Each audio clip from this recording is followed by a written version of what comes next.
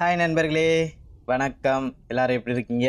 நான் ரொம்ப சூப்பராக இருக்கேன். இந்த வீடியோ பதிவில் ஒரு யோகியின் சுயசரிதம் வெற்றிகரமாக 13வது எபிசோட் வந்திருக்கோம். போன பதிவில் நான் அவங்க ரயில் வண்டியில் ஏறி தப்பிச்சதோட முடிச்சிருந்தேன். அதுக்கப்புறம் அந்த ரயில் வண்டியில் போய்கிட்டு இருக்கும்போது என்ன நடந்தது அதை பற்றி நம்ம இப்போ பார்க்கலாம். அதுக்கு முன்னாடி நம்ம சேனலை சப்ஸ்கிரைப் பண்ணலைன்னா சப்ஸ்கிரைப் பண்ணிக்கோங்க. கருத்துக்களை கமெண்ட்ல தெரிவிங்க. அன்று இரவு ஒரு ரயில் நிலையத்தில் எங்கள் வண்டி நின்ற பொழுது நான் அரை தூக்கத்தில் இருந்தேன். யோகானந்தர் அரை தூக்கத்தில் இருந்திருக்கிறாப்புல. அவரை ஃப்ரெண்டு தூங்கிட்டு இருந்தார் இல்லைங்களா, அவரை இன்னொரு அதிகாரி எழுப்புறாரு. அங்க சொன்னார்ல, என்னோட ஃப்ரெண்டை நான் தாமஸ்னு தான் கூப்பிடுவேன் அப்படின்ட்டு. இவர் தாமஸ் தாமஸ் அப்படின்னு கூப்பிடுறாரு. ஹரித்வார்ல போய் நிக்கிறாங்க. ஹரித்வார்ல நின்றதுமே மலை சிகரங்கள் எங்களை அழைப்பதை போன்று உயர்ந்த நின்றன. ஹரித்வார்ல இருக்கிற மலையெல்லாம் இவங்களை வரவேற்கிற மாதிரி நின்றுச்சாமா. யோகானந்தர் இங்க பதிவிடுறாரு. நாங்கள் ரயில் நிலையத்தை விட்டு அவசரமாக வெளியேறி நகரத்தின் சுதந்திரமான கும்பலில் கலந்து விட்டோம். ரயில் நின்ன உடனே இறங்கி கும்பலோட கும்பலா 2 பேரும் கலந்துட்டாங்க. ஆனந்தா எப்படியோ எங்களது ஐரோப்பிய மாறுவேடத்தை ஊடுருவி விட்டதால் எங்கள் முதல் வேலையானது தேசிய உடைக்கு மாறியதுதான். ஆனந்தான்றவர் அண்ணன். அவருக்கு எப்படியோ இவங்க அந்த கெட்டப் சேஞ்ச் பண்ணதெல்லாம் கண்டுபிடிச்சிட்டாப்புல. அதனால இப்போ இவங்க வேற வழி இல்லாம மறுபடியும் பாரம்பரிய இந்திய உடைக்கே மாறு அப்படின்னு சொல்லிட்டு ட்ரெஸ் எல்லாம் மாத்திட்டாங்க. எங்களை பிடித்து விடுவார்கள் என்று உள்ளுணர்வில் என் மனம் யோகானந்தருக்கு தெரியுமா. எப்படி இருந்தாலும் நம்மளை பிடிச்சிருவாங்க அப்படின்ட்டு தெரிஞ்சிருக்கு அவருக்கு. ஹரித்வாரை விட்டு உடனே செல்வதுதான் நல்லது என தோன்றியதால் வடக்கு நோக்கி திருவடிகளால் புனிதமடைந்த ரிஷிகேஷத்தை அடைவதற்கு பயணச்சீட்டுகள் வாங்கினோம். சரி, எப்படியும் கண்டுபிடிச்சிருவாங்கன்னு தெரியும். அதனால சரி ரைட்டு, இப்போ இந்த தடவை நம்ம ரிஷிகேஷுக்கு போயிடலாம். ஏன்னா பல மகான்களுடைய கால் பதிந்த புண்ணிய ஸ்தலம் அது ரிஷிகேஷுங்கிறது. ஸோ அங்கே போகலான்னு சொல்லிட்டு டிக்கெட் வாங்கிட்டாங்க. நான் வண்டியில் ஏறிவிட்டேன். அமர் பிளாட்பாரத்தில் சிறிது தாமதித்தான். ஒரு போலீஸ்காரரிடமிருந்து வந்த ஓர் அதட்டல் அவனை சட்டென்று நிறுத்தியது. அடையாது காப்பாளராக அந்த அதிகாரி என்னையும் அமரையும் காவல் நிலையத்தின் கட்டாயத்திற்குள் இட்டு சென்று எங்களிடம் இருந்த பணத்தை எடுத்து வைத்து கொண்டார். அவர் என் அண்ணன் வரும் வரை எங்களுக்கு மரியாதையுடன் விளக்கினார். இவர் யோகானந்தர் ட்ரெயின்ல ஏறிட்டாரு, அமரு வரல. என்னடான்னு பார்த்தாக்கா ஒரு போலீஸ்கார நில்றா அப்படின்னு சொல்லி நிறுத்திட்டாப்புல. உடனே 2 பேரையும் பிடிச்சி கூட்டி போய் போலீஸ் ஸ்டேஷன்ல உட்கார வச்சுட்டாங்க. கையில அந்த காசை பிடிங்கிட்டாங்க. அண்ணன் வர்ற வரைக்கும் யார் உங்களை பிடிக்க சொன்னது, எதுக்காக நீங்க வந்தீங்க, எல்லாத்தையும் எக்ஸ்பிளைன் பண்ணிட்டு இருக்காப்புல. வீட்டை விட்டு ஓடி வந்த இந்த பையன்களின் குறிக்கோள் இமயமலை என்று அறிந்ததும் அந்த அதிகாரி விசித்திரமான கதை ஒன்றை கூறினார். நீங்கள் மகான்களை பற்றி பைத்தியமாக இருப்பதை காண்கிறேன்.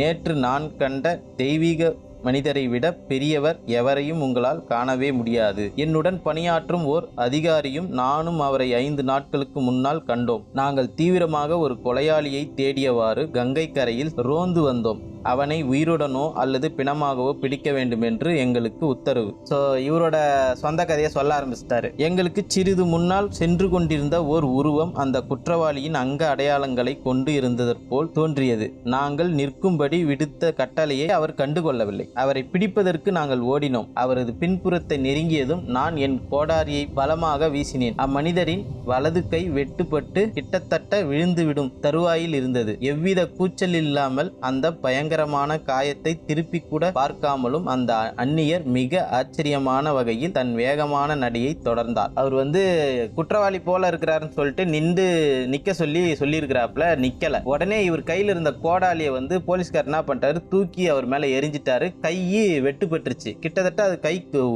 உள்ற கண்டிஷன்ல இருக்குது. ஆனா அப்பவும் அந்த காயத்தை பத்தி அவர் கவலையப்படாம நடக்க ஆரம்பிச்சிட்டு இருக்கிறாரு. நாங்கள் அவர் முன்பு சென்று குதித்ததும் அவர் நிதானமாக கூறினார், நீங்கள் தேடும் கொலையாளி நான் அல்ல. அந்த நபர் சொல்றாரு, நீங்க தேடுற ஆளு நான் இல்ல. ஆனா அவர் கை வெட்டுப்பட்டுருச்சு. அதை பத்தி கூட அவர் கோவப்படாம சொல்றாரு. தெய்வீக தோற்றம் கொண்ட ஓர் முனிவரை நான் படுகாயப்படுத்தி விட்டதை கண்டு வருந்தினேன். அவருக்கு அப்பதான் தெரியுது, ஓ இவர் நம்ம தேடுற ஆள் இல்ல, இவ்வளவு பொறுமையா பதில் சொல்றாரு அப்படின்னு சொல்லி அப்பதான் அவருக்கு தெரியுது அவர் ஒரு முனிவர், ஒரு ஆன்மீகவாதி அப்படின்றது அதுக்கு அப்புறம் தான் தெரியுது. பயபக்தியோட அவர் காலில் விழுந்த என்னை மன்னிக்கும்படி வேண்டினேன். ஏராளமாக கொட்டி கொண்டிருந்த ரத்தத்தை தடுத்து நிறுத்த என் தலைப்பாகையை துணியை கொடுத்தேன். தலைப்பாகை துணி அப்படின்னும் போது இந்த செயலை செஞ்சது யாருன்னு பாத்தீங்கன்னா ஒரு சிங்கா தான் இருக்கணும். ஏன்னா தலைப்பாகை அவங்க தான் கட்டியிருப்பாங்க, டர்பன் கட்டியிருப்பாங்க. அதை கழட்டி கொடுத்துருக்கிறாருன்னா அப்ப ஒரு சிங்கு தான். அவர் சிங்குங்க தான் யாருக்காவது உதவி செய்யற தருவாயில தலைப்பாகையை கொடுக்க வேண்டிய சூழ்நிலை சூழ்நிலை வந்தால் கட்டி கொடுப்பாங்க. மகனே, நீ செய்த தவறு புரிந்து கொள்ளக்கூடியதுதான். அந்த ஞானி என்னை கருணையுடன் நோக்கினார். நீ சென்று வா, உன்னை நிறுத்து கொள்ளாதே. அன்பே உருவமான தெய்வத்தாய் என்னை காத்து வருகிறாள். நீ என்கிட்ட நின்று பேசி டைம் வேஸ்ட் பண்ணாத. உன்னுடைய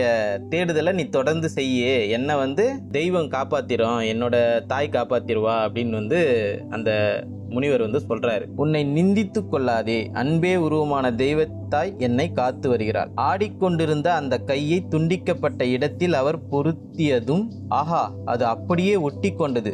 கொட்டிய ரத்தம் விளக்க முடியாத வகையில் நின்றது. இவரு சரின்னு சொல்லிட்டு ஓகே அப்படின்னு சொல்லிட்டாரு. பட் ஆனா அவர் அந்த வெட்டுப்பட்ட கையை மறுபடியும் இப்படி சேர்த்த உடனே சேர்ந்துக்குச்சான், ரத்தமும் நின்றுச்சான். எவ்வளோ பெரிய ஆச்சரியம் பாருங்க. இது கதையே கிடையாது, இது ஒரு சுயசரிதம், இது உண்மையா நடந்த கதை. ஸோ இந்த மாதிரி ஒரு அற்புதமான விஷயங்கள் எல்லாம் அவர் நேரில் பார்த்ததா போலீஸ்கார் யோகானந்தர்கிட்ட சொல்லிட்டு இருக்கிறார். இன்னும் 3 நாள் கழித்து அந்த மரத்தடியில் என்னை பார், நான் குணமாகிவிட்டதை காண்பாய், பின் உனக்கு துக்கம் மறைந்துவிடும் என்றார். அந்த மகான் சொல்றாரு, 3 நாள் கழிச்சு என்ன அந்த மரத்தடியில் பாரு, என் காயெல்லாம் சரியா போட்டது நீ பாப்ப, உனக்கு கவலை எதுவும் இருக்காது அப்படின்னு சொல்றாரு. நேற்று என் சகோதர அதிகாரியும் நானும் மிகுந்த ஆவலுடன் குறிப்பிட்ட அம்மரத்தடிக்கு சென்றோம். அங்கே இருந்த அந்த சாது அவரது கையை சோதித்து பார்க்க எங்களை அனுமதித்தார். அங்கு வடுவோ காயமோ பட்ட அடையாளமோ இல்லை. அந்த மகான் கை வெட்டுப்பட்டதுக்கு உண்டான ஒரு அறிகுறியுமே இல்லை அப்படின்னு அவரு பாக்குறாங்க.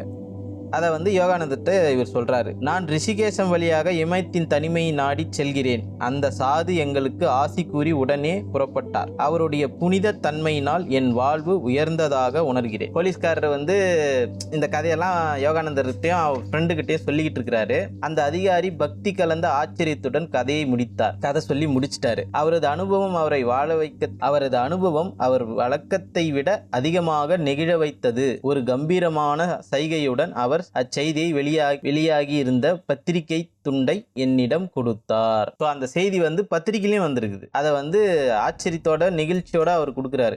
பரபரப்பான செய்திகளை திரித்து கூறும் பத்திரிகையாளர்களுக்குரிய பாணியில் அந்தோ இந்தியாவில் கூட இந்நிலை இல்லாமல் இல்லை. அப்பத்திரிகையின் நிருபர் அச்செய்தியை சற்று மிகைப்படுத்தியே இருந்தார். சாதுவின் தலையே துண்டிக்கப்பட்டது போல அந்த செய்தி வெளியாகி இருந்தது. நம்ம பத்திரிகை நண்பர்கள் பற்றி தான் நமக்கு தெரியுமே, 1ன்னா 9ன்னு எழுதிடுவாங்க.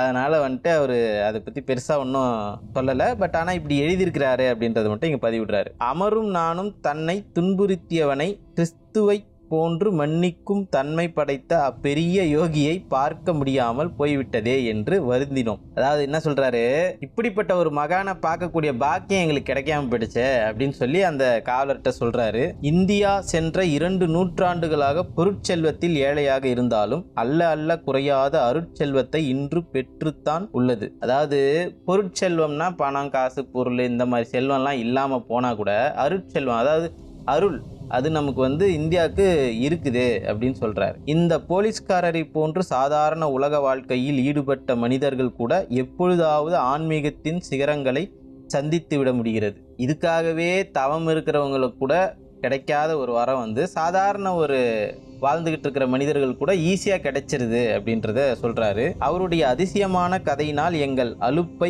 போக்கியதற்கு அந்த அதிகாரிக்கு நன்றி கூறினோம். நண்பர்களே, இத்துடன் இந்த பதிவை நான் முடிச்சுக்கிறேன். இந்த வீடியோ உங்களுக்கு பிடிச்சிருக்கும்னு நினைக்கிறேன். லைக் பண்ணுங்க, ஷேர் பண்ணுங்க, சப்ஸ்கிரைப் பண்ணிக்கோங்க, கமெண்ட் பண்ணுங்க. இதோட நான் அடுத்த வீடியோ உங்களை சந்திக்கிறேன். நன்றி, வணக்கம்.